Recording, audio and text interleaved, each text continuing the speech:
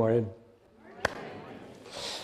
I just want to start by saying I'm glad y'all made it today. I'm always pleased with myself when I remember it's daylight savings time. But I also want to start off with a joke. Sometimes I have to tell y'all it's a joke because not all my stories are all that funny. So there was an Irish priest noticed a man from his town, Sean. Sean comes into the church. He says, never, ever been in the church his whole life. And so there he is in the church, and the priest takes note of him and races out to catch him before he leaves after the service is over. And he says, Sean, I'm so surprised you're here at church. It's the first time I've ever seen you in the church, he says. And Sean says, well, I lost my hat. And I really love that hat. I mean, it was a beautiful hat. It's a hat I've had for years, and I can't seem to live without it. And I knew that Max had a hat just like it, and he comes to church every Sunday, and I knew he'd put the hat on the back of his chair. So I came to church. And the priest said, well, you didn't leave with that hat. He says, well, your sermon, it affected me. I didn't need to get the hat. He says, what was it? He says, well, you were speaking on the 10 Commandments. He goes, was it when I got to do not steal? And Sean said, no, it wasn't when you got to do not steal. It was when you got to thou shalt not commit adultery. And I remembered where I left my hat. So, the power of words, right? So we're going to talk about words today. I want to talk about words in 3 levels, and the first level I want to talk about is in the level of most of our conversation. Most of our conversation is at the level of this hand or this hand doing this will represent that level of consciousness. So when most of our words are at this level of consciousness, but we need to be very alert to the words we use, even at this level of consciousness. And I will tell you a story to illustrate what I mean. I was at a memorial service in California a couple of years ago. A friend of mine had died. He had been on a kayaking trip and had turned over in a very cold lake. And before he could get to shore, he developed hypothermia and never recovered and died. Some of the people on that trip, one of the people on that trip was Yvon Chouinard. Yvon Chouinard's one of the guys that started Patagonia. Now, Yvon's not a very tall man, and I went up to say hello to him afterwards, after the service, and he looked at me and he said, we were telling a lot of stories about you. And I thought, oh my God, this is one of my heroes with another one of my heroes. And, one of my friends, I was just like, he's 80 years old, and so he's still an elder to me, and it just struck me. Now, I'm sure he didn't think another moment about those 15, 25 words he said to me about that, but I carried it with me to this day, now sharing it with you. So you never know what your words are doing to somebody. I don't have many elders left, right? And I don't have many elders of great stature like that I know that have just said to me, hey, I remembered you. Well, that was like, I have to tell this joke too. So it's really a story. So Muhammad Ali was talking with Norman Mailer at a party. And Norman Mailer is quite a bit older than Muhammad Ali. Muhammad comes up to him and he says, man, you look great. I don't know, you look just so healthy. You look so vibrant. You look great. And Norman Mailer said, I was so happy I pissed myself. And so he had to go to the bathroom. He left and went to the bathroom. When he came back, Muhammad Ali was talking to his girlfriend and saying, are you with that old man? The contrast of those two experiences, all by just a couple of words, right? Norman Mailer tells that story. It made me laugh a lot. Didn't affect y'all in the same way. But this ability, with the words we toss off, the ability, where they land can be really quite amazing. They say that the tongue is a wild beast that needs to be tamed. I tend to be relatively casual. I think I have ruined many a person's day thinking I was saying something funny and it didn't land well, right? So, if it's happened to you, I'm apologizing right here. It's, please forgive me. I sometimes say things just for fun. I just think they're going to be funny. They're funny to me. Kind of like the story about Norman Mailer and Muhammad. I thought that was funny. But not everybody agrees with me, right? But I need to be aware of who I'm talking to and how it's landing with them, because they don't see the world the same necessarily. And those are innocent mistakes, but sometimes we're not exactly innocent, and sometimes those hurt a lot as well. And yet we can also be deliberate with our words, and we can pick people up and raise them up when they have felt down. And you never know, you may not know in that moment that those words really mattered. But you can turn somebody, just as Muhammad Ali did with Norman Mailer, can turn somebody just a switch. We're very susceptible to that. And so being wise with our words at this level is very important. Now at the next level down, this is the I am level. And I want to say there's an I am at this level as well. The I am at this level is not very consequential, in my opinion, mostly. So when you say something like, I'm going downtown, I don't think you've changed your soul very much. I don't think you've deepened or transgressed in some way by using the I am statement with something that, like, I'm tired, I'm going to bed. I don't think that's going to ruin your future or change you radically. Even though people say be very careful with your words, I do believe there are levels of words and the power that comes with them. So at that level, I a lot of grace. I think it's just convenient way of talking. But when you get down to the I am level, at the next level of depth, I think your words matter enormously, because now you're in touch with the power of the presence. This presence, this divine, is more focused and concentrated at that level. And what you say and think at that I am level there is very important. And it will have a habit of showing up in your I am words at this level. So as you develop a deep sense of your I am presence at a deeper level, you will often say things or express in the world or be a vibratory match for in the world many things that you may choose to have. So let me describe my map of what I think consciousness is like today. So you have this yakety-yak mind. This is at a certain level of awareness. And if you were studying brain waves, you would probably say this was at the beta level right here. It's the level at which we function. We're awake, we can move around, we can talk. We're like that. At a deeper level, you begin to move closer into this undifferentiated divine consciousness. This divine consciousness might be like pure potential in Deepak Chopra's way of talking. It's like this core of what is silence. As someone says, Rumi said, I think, the language of God is silence. Everything else is a poor approximation. This is the core of the divine. And as you move from the yakety-yak down toward that, the place where they have contact, where the talking mind and the silence has contact, that is the I am place. So as your first awakening out of the undifferentiated consciousness is I am, and then you add a predicate to it.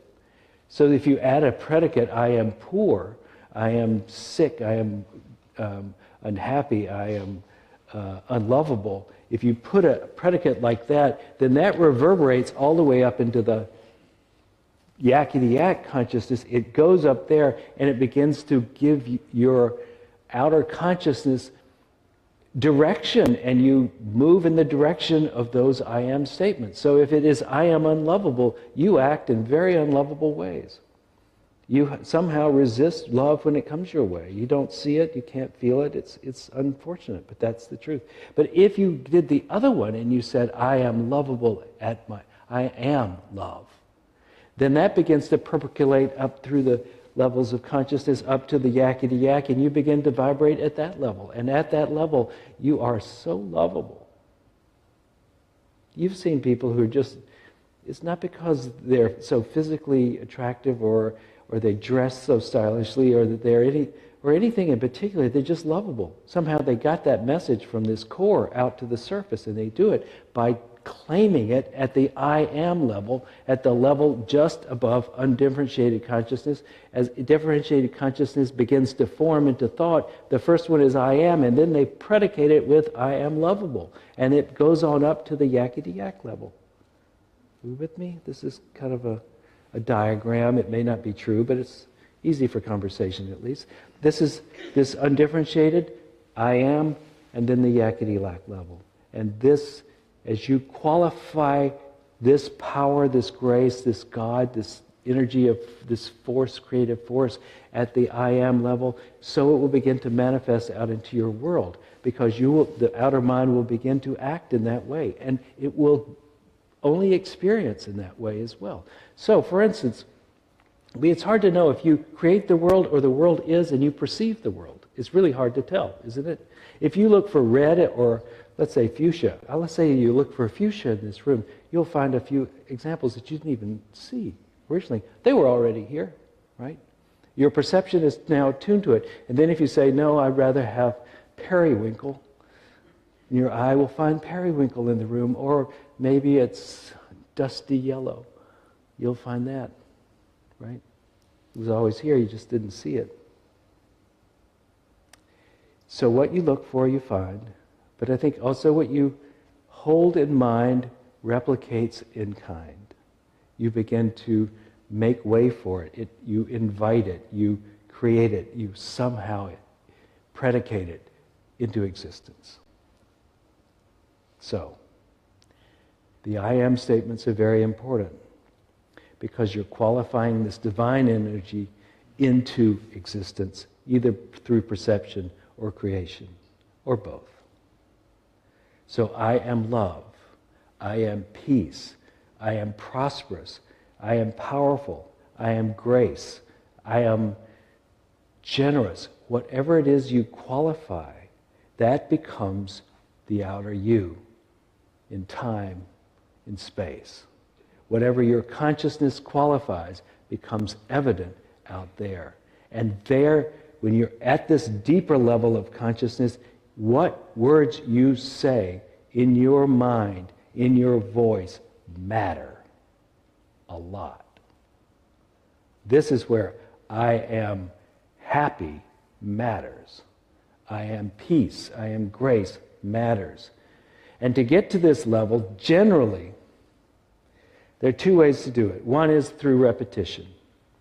You can just kind of say it over and over, and it begins to work a groove, starting with you can yakety yak it, say it, and it begins to work a groove, and it kind of becomes a pathway of energy to flow out from the core to the periphery. You can yakety yak it, and I've done that. I've done like 2,000 I am prosperous a day for 3 months, and sure enough, at the end of that, I felt prosperous from the core to the outer, right? I had dug a well down into it. From the outer, I had dug my well down into it. But you could also do it the other way, which is go to a deeper level of awareness and then declare a thing at that deeper level, because now you're closer to the source, you have more oomph in your words, you have more power.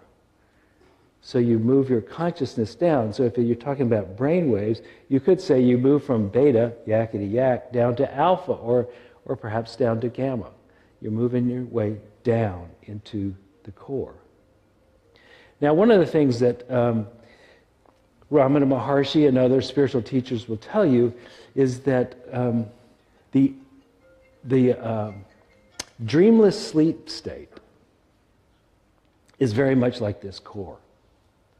This is the dreamless sleep state. You know, you don't move. One of the qualities about that is that your body doesn't move, doesn't twitch and stuff like that. That's how your Bitcoin knows that you're in deep sleep, because you don't move at all. And so this undifferentiated consciousness is what you're in dreamless deep sleep. Now, I had a friend who had a child with extreme cerebral palsy, and his body was in tension always, except when he was in deep sleep. And then you could pick his arm up and drop it. And it was the first time he would really let his arms flop and be free. So one of the aspects of deep dreamless sleep is deep relaxation. Now, Yoga Nidra, which we do here on Monday nights, right, is a way of approaching this extreme form of relaxation, this deep, deep relaxation, which approaches dreamless sleep. Now, if you're counting this in brainwaves, this would be in the delta state of brainwaves, where your brain pretty much is, it's a very deep place. Not much, and you're not moving. I was watching a video, a YouTube video of Ken Wilber. Ken Wilber, the guy, some of you may know him as somebody who did integral everything. He had a book called the Book of Everything. The History of Everything, yes. How many people would dare to do that? But anyway, bright guy. He was a student at Duke, and he dropped out for 5 years to do meditation virtually, mostly. So he hooks himself up to this this brainwave counter, EEG, and he starts saying, I'm going to go to the alpha state. He goes, boop, and you see this line that is at the alpha thing radiate out. That's the way this monitor measured where you were, was how big the bars were going out. And they go all the way out to the edge of the screen, and they stay there. And then he goes, I'm going down to gamma, and he pushes them all out, and the alpha collapses. Always going on is the delta. There seems to be a beam all the way across the thing. But then he goes, I'm going to delta, which of course, this is deep dreamless sleep. He says, I'm going to go to dreamless sleep. And then he goes, I'm going to collapse the dreamless sleep. No brainwave function at all. And yet he said, I'm awake. He's not talking. He's reviewing this. He's not doing it at the same time he's doing the meditations. He's just showing he's explaining why those bars change so much. And so, with practice, you can get yourself to, if you're Ken Wilber at least, you can get yourself to a place of claiming different levels of consciousness, one of which is deep level, which would be this deep level of silence, this sleep, this stillness, this profound stillness. And I suppose if you're Ken Wilber, you can even go to the point where there is no brainwave at all, and still recognize that you are awake, and it is not your brain that determines your consciousness. It's a reflection of it. But let me just say, coming back to this idea of deep, deep presence, when you get into the depth of your presence in those states, now you're in this undifferentiated consciousness. And as you come out, one of the first things that's going to arise, the first thought to arise is I am. So that's the border between those two, is the I am statements. And that's why when you use your words in the I, in that deeper level of awareness, when you come out and say I am, you have power, because you're at the point where power is now becoming manifest. Does that make sense? So this is the process of using your words. Now, when you get into the silence, you have done something different.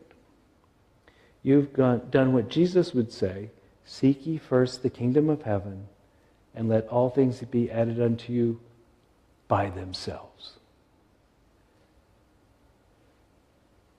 Now, how do you get there? Well, meditation, I think, is important. The practice of meditation. bound to be important if this is an important place to get in your spiritual practice. It's not going to happen walking around. It won't happen talking. And it certainly won't happen without any effort, except in sleep. So meditation is important. Profound trust is important. Now, if you're like me, there's an underlying tension that you feel all the time if you actually pay attention to it. While you're awake, there's a tension. Do you know what I'm talking about? You might feel the tension now. Even though it's a fairly relaxed room, there's something going on inside each of us. There's a tension. Yes? A little something? Just, it may not be huge, but there's this tension. This is the lack of trust, I think, that we feel in the world. We don't feel completely like we can trust it. And to get to that level of trust, we've got to do several things. One of which is we need to surrender our need for it to be radically different than it is, or different than it is. We need to surrender to what is and what has been. And one way to get there, of course, is forgiveness. But also then beyond forgiveness, there is an acceptance, that you need to come to a sense of acceptance that this is okay. That the world as it is okay. And you are okay. And this is not usually found at the yama level.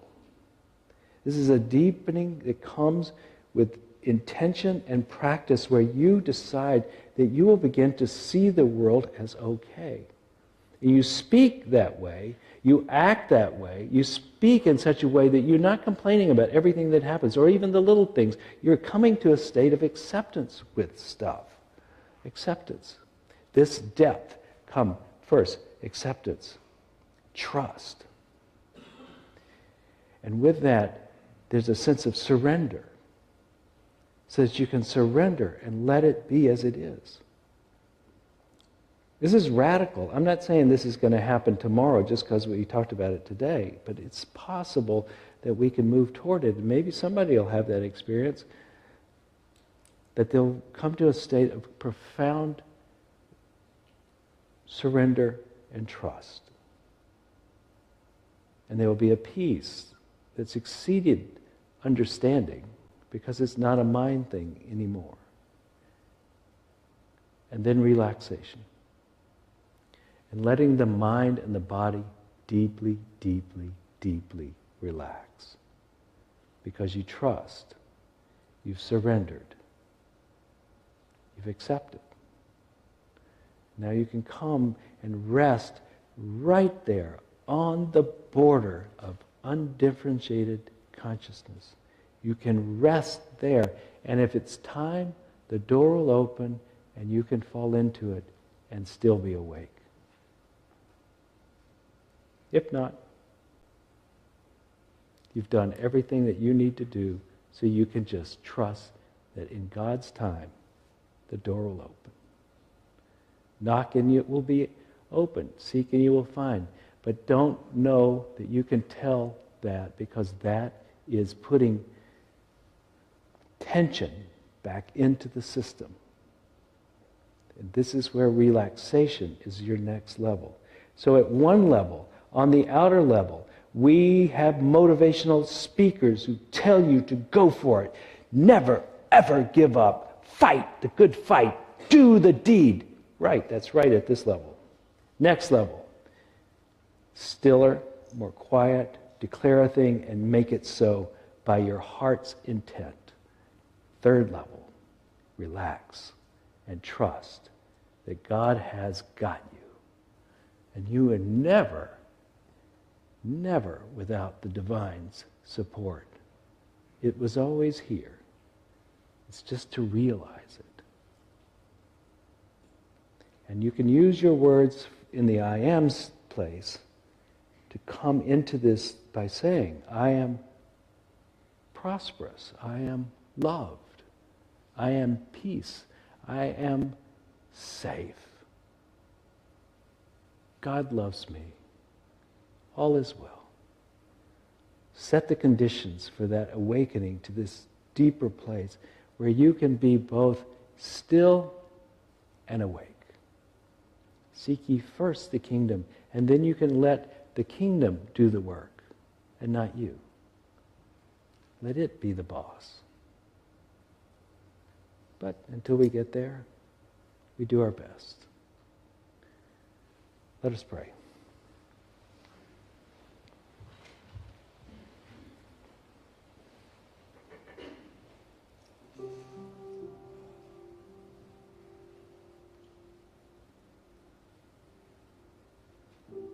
Start at the surface.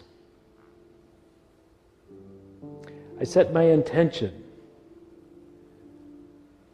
to go deeper, to awaken to the truth of who I really am. I set my intention,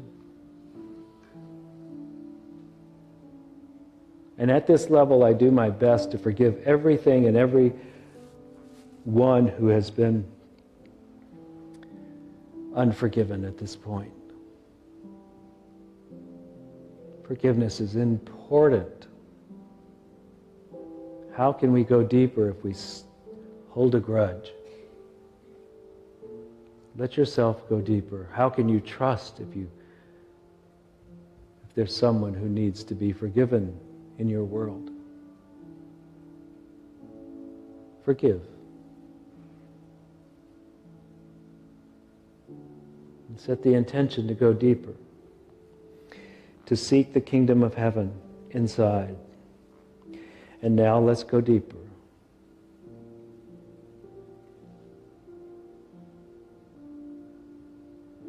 I am peace, love,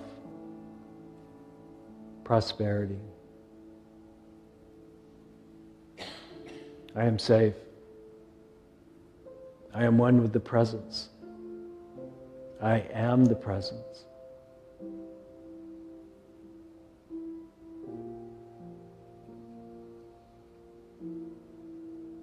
What is your heart's desire? Address it at this level.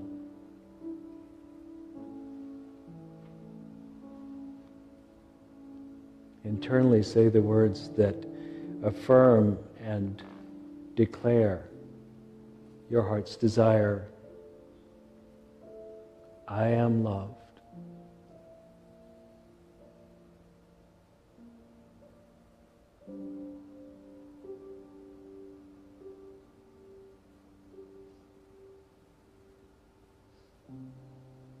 There's great power in your words here.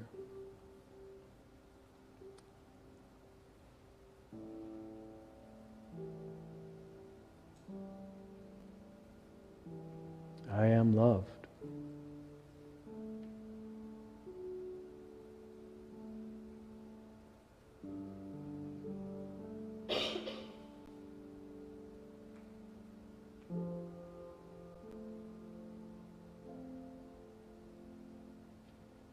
And as you feel your heart's desire,